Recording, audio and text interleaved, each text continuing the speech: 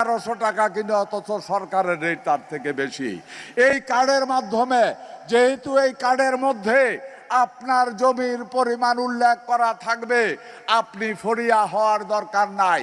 আপনার জমি থেকে 100 মণ ধান ফলন হয়েছে, কৃষি বিভাগ জানে আপনার 100 মণ ধান ফলন হয়েছে। আপনি গিয়ে কার্ডটা নিয়ে কৃষি বিভাগের সামনে, যেখানে ক্রয় করা হয়, আমার নাম অমুক, আমার জমি এতটুকু, এই ফসলে আমার 100 মণ ধান হয়েছে, 10 মণ খাওয়ার জন্য রাখবো, 90 মণ সরকারের ডেলিভারি করব। কৃষি অফিসার কিনতে বাধ্য। এবং ঠিক কিনা কোন উপকার হইব নিও? হ্যাঁ, জোরে কোন না, টেয়া তো ভাইবেন। আলহামদুলিল্লাহ, এই হলো কৃষি কার্ডের উপকার। তার মানে আগামী দিনে যে কৃষির ফলাবে, ধান ফলাবে, পাট ফলাবে,